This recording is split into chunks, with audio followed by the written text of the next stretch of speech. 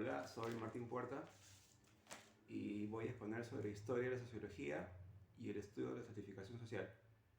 Para ello me valdré algunos apuntes, ya que considero que es importante dar los datos exactos y no equivocarse ni quedar mal con el docente, ¿no? Que es lo más importante. En primer lugar, creo que para empezar a entender qué es la sociología debemos tener en cuenta el entorno donde surge esta ciencia, ¿no? Yo planteo tres fechas.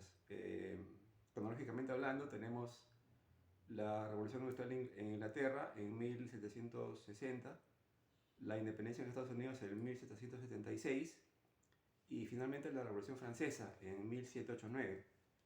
En este entorno, digamos, revolucionario, por decirlo, las sociedades dejan el modelo antiguo, el antiguo régimen, digamos, semifeudal o cuasi feudal que aún persistía, y se abren posibilidades para que una nueva casta de intelectuales, de pensadores, tenga la opción de desarrollarse y entender el nuevo entorno social en que se encontraban. Es en ese entorno donde surgen, digamos, los pioneros que abarcan el tema sociológico, ¿no?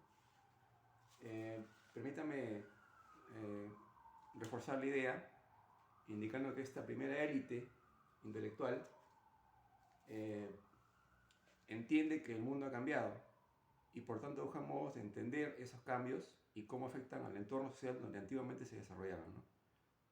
Tenemos, digamos, como uno de los grandes pioneros en el tema sociológico a Saint-Simon, que plantea, pues, digamos que hay dos grandes clases, ¿no? La clase noble, por así decirlo, y la clase popular. Él entiende que estas clases, digamos, hay un cierto modo de intercambio de bienes y servicios, pero no al nivel que se supondría debería funcionar, ¿no? Luego de Saint-Simon tenemos el caso de Comte, que es considerado el padre de la sociología. Más que nada, lo que él plantea es una tesis positivista de entender sociología, ¿no? Es decir, él entiende que la sociología podía ser asumida en términos de ciencias naturales. Es decir, plantea que la sociología vendría a ser un esquema donde las cosas funcionan de acuerdo a fórmulas preestablecidas. Sin embargo, vemos que esto no es en realidad así, porque siendo un tema social, evidentemente no podemos pretender que sea una exactitud para todo, ¿no? Sabemos que cada persona es un mundo y en este caso, en ese entorno particular, como reitero, del cambio del antiguo régimen a la novedad de la industrialización, de las revoluciones y todo eso, pues el entorno era totalmente diferente, ¿no? En tal sentido, Comte representa, digamos, el primer intento de sistematizar y entender cómo funcionan las nuevas sociedades, ¿no? Luego de Comte, que pone las bases, vamos a hacer el salto hasta las figuras de Marx y Engels, entendiendo que ellos, digamos que sistematizan y cientificizan la sociología, entendiendo en el caso de Marx que todo se resume al entorno económico y de lucha de clases. Lo que más plantea es que las sociedades han desarrollado sus formas de ser y formas de vida en base a los conflictos, entendiendo que el tema económico determina la conciencia de una clase, ¿no? Esa forma de pensar, digamos que marcó definitivamente la segunda mitad del siglo XIX y digamos que todo el siglo XX, ¿no? La famosa lucha de clases que se propuso y fue aceptada por muchas sociedades. En el caso de nuestra América Latina tenemos, por ejemplo, los movimientos revolucionarios de los años 60 y 70, que, digamos, de alguna manera tomaron el concepto de Marx, pero lo derivaron y lo deformaron, ¿no? Generando, pues, lo que hemos visto en el caso particular de Perú, por ejemplo, las guerras subversivas, la violencia y esos entornos que en realidad, como reitero, desvirtúan la postura original de Marx y Engels, que proponían, pues, una lucha de clases entendida como el ascenso y avance del desarrollo social en términos económicos. Es decir, las sociedades se enfrentan, los que tienen el poder, digamos, las burguesías, perdón, enfrentan al proletariado, que el proletariado ofrece su fuerza de trabajo y la burguesía, pues, en retribución a ello, les otorga un justiprecio, que evidentemente no es el más justo, ¿no? Pero ese entorno, reitero, fue desvirtuado en los años 60 y 70 en América Latina generando violencia, en el caso de América en general, América Latina me refiero. Veamos ahora el tema siguiente de la exposición, que se refiere a la estratificación, ¿no? De acuerdo a las teorías que se han estudiado, tenemos cuatro grandes etapas, ¿no? Cuatro grandes formas de estratificación social, perdón.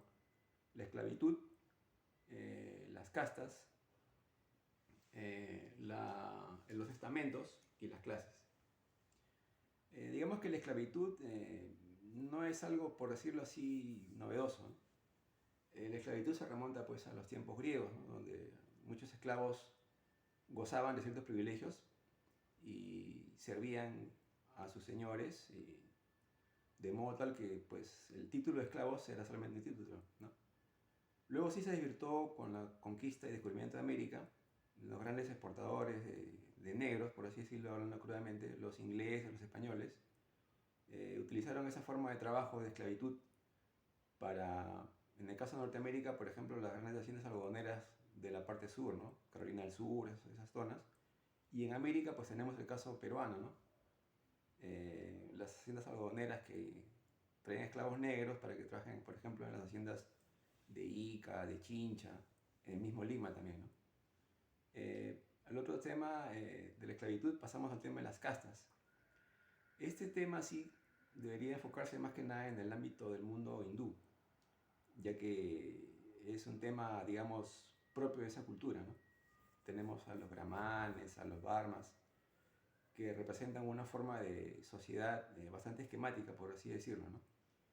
El tema de los estamentos, en tanto, responde más que nada a la época del feudalismo, ¿no? Fines del feudalismo, donde el señor feudal pues, encarnaba una sociedad y tenía a su disposición a vasallos y súbditos que en cierto modo sí podían tener cierta movilidad social, ¿no? Pero muy restringida, por así decirlo. Ahora las clases, por ejemplo, ya representan el tema de las clases altas, la clase media y la clase obrera, ¿no? Con eso quiero dar a entender que estos temas de castas, de movilidad social, por ejemplo, implican que una persona en algún momento de su vida puede ascender socialmente o descender socialmente, sin embargo, sin haber nacido, digamos, en un determinado bloque social, ¿no? A eso me refiero cuando hablamos de clases. A diferencia de los estamentos o las castas, que sí representan un tema de, digamos, de cuna social, ¿no?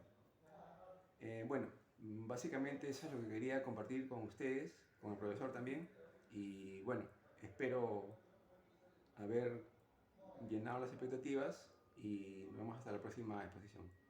Muchas gracias.